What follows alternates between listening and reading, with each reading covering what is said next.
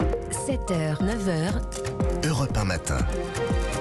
Il est 7h12 sur Europe 1. Dimitri Pavlenko, ce matin, vous recevez l'avocat franco-iranien Irbod Degani-Azar. Bonjour maître, bienvenue sur Europe 1. Bonjour. Vous êtes Irbod Degani-Azar, avocat au barreau de Paris, ancien membre du Conseil de l'Ordre, mais c'est vers l'Iran que vos pensées, votre action sont tournées en ce moment. Le pays est secoué depuis septembre dernier par une onde révolutionnaire que le régime tente de mater par tous les moyens, mais sans succès à ce stade. Peut-être première question, Irbod Degani-Azar, quelles sont les nouvelles chaudes que vous avez de ce qui se passe en Iran ces dernières heures? Bonjour et merci de me laisser ce temps de parole. Alors, les nouvelles sont chaudes, justement. Dans l'actualité, vous savez, on est à quelques jours du nouvel an iranien, le Nowruz, qui se fête au premier jour du printemps. Et traditionnellement, 7 jours avant, le dernier mardi soir, vous avez la fête du feu, d'où la chaleur. Et pour la fête du feu, c'est un feu qui va purifier le corps. On jette ce qu'on avait l'année dernière, on oublie ses problèmes, on se purifie. C'est une fête zoroastrienne, donc pré-islamique, qui existe et qui est résiliente, parce qu'on a essayé à plusieurs reprises de l'annuler. Et depuis 3 jours, il y a des grèves, il y a surtout beaucoup de personnes qui se retrouvent dans la rue le soir à jeter leur voile, de femmes qui jettent leur voile dans le feu. La tradition est prétexte à un nouveau... C'est un détournement du Choarshambé Souli, donc de ce dernier mercredi avant le Nouvel An.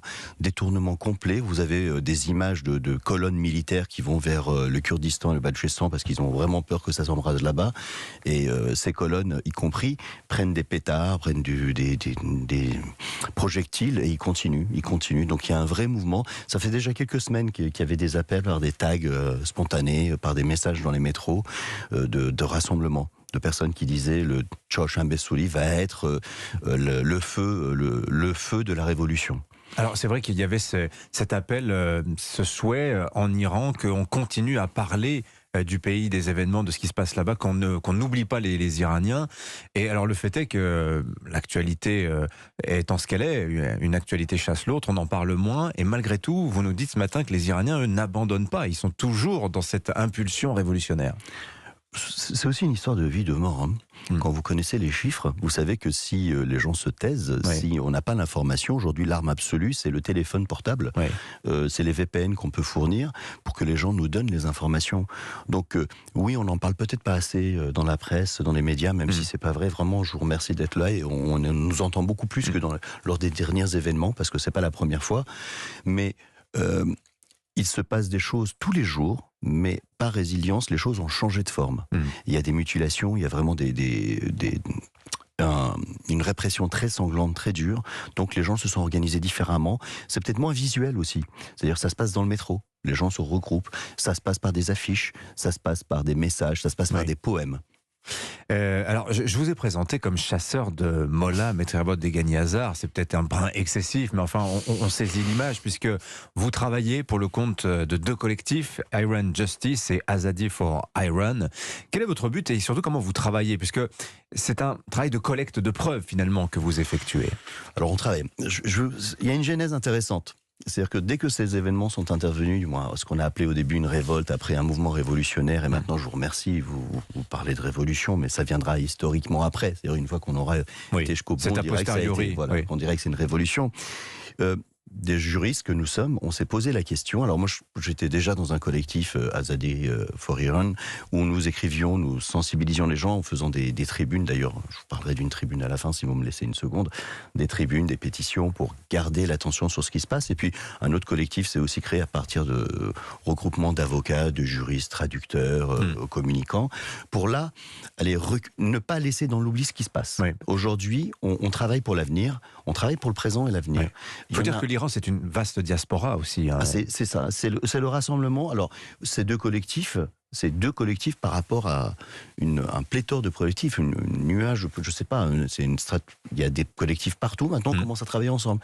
Nous travaillons, par exemple, beaucoup avec des collectifs canadiens, américains. Alors, quel but poursuivez-vous, justement, avec ces collectifs? Il y a 3 actions. On inventorie les exactions. On ramasse les preuves, on crée des bases de données, on recense, on devient des récipiendaires d'informations qu'on nous envoie d'Iran. Deuxième action, on va qualifier juridiquement ces inactions et ces actions. C'est le même travail que l'on voit par exemple en Ukraine actuellement aussi. Oui, c'est le même travail, exactement, c'est le même travail. On a un travail de traduction, parce que beaucoup de choses passent sur les fils des réseaux sociaux en langue persane, donc on a un travail de traduction, on doit aussi crédibiliser l'information, parce qu'il y a aussi beaucoup de désinformation, et on s'assure, parce qu'on a nos relais à l'intérieur, on s'assure que ce qui est dit est réel. Moi, je travaille depuis un certain nombre d'années déjà, en étant ancien membre du Conseil de l'Ordre et membre du Conseil national des barreaux, avec les confrères iraniens qui essayent de se battre pour les libertés individuelles. Maître, vous êtes aussi très inquiet pour l'un de vos confrères iraniens qui est avocat comme vous. La situation de votre profession en Iran est extrêmement difficile. Parlez-nous de lui, de cet ami qui est le vôtre, avec qui vous échangez. Alors non, lui, on n'échange pas. Ça fait depuis 5 ans qu'il est en prison. Et aujourd'hui, si je me permets d'attirer votre attention sur ce cas, parce que sa vie ne tient plus qu'à un fil, réellement. Comment s'appelle-t-il d'abord? Alors, il s'appelle Mohamed Najafi.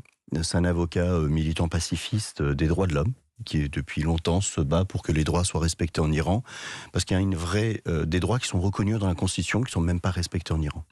Et parmi ces droits, il y a des droits pour les femmes.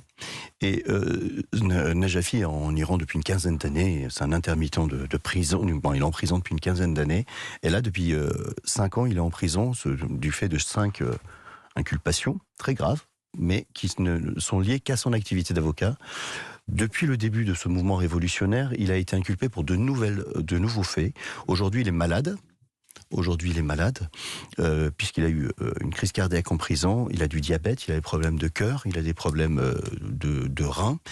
Il n'a plus de soins. Nous sommes aujourd'hui même au 43e jour d'une grève de la faim. Il a commencé la grève de la faim au 1er février en disant parce qu'il s'attaquait à sa famille et à ses avocats. Ils l'ont mis à l'isolement total et on n'a plus aucune nouvelle. C'est-à-dire qu'on se retrouve dans une situation où on sait que ce confrère est en danger imminent, on lui refuse les soins. Et c'est pour ça qu'à partir d'aujourd'hui, on lance des initiatives, et vraiment, j'en profite pour le faire ici, il y a une grande pétition pour rappeler à sortir ce confrère de prison et lui donner des soins. Il y a en même temps 50 journalistes en prison. C'est ce que j'allais vous dire, c'est un cas particulier, mais il y en a tant d'autres. En tout cas, merci d'être venu nous voir ce matin sur Europe 1, Irbod Deganyazar. On lira dans Elle de cette semaine un grand papier qui est consacré à vous, à votre sœur également, à votre combat, votre famille, votre action. Papier absolument passionnant. Merci d'être venu nous voir ce matin sur Europe 1, Irbod Deganyazar. Bonne journée à vous.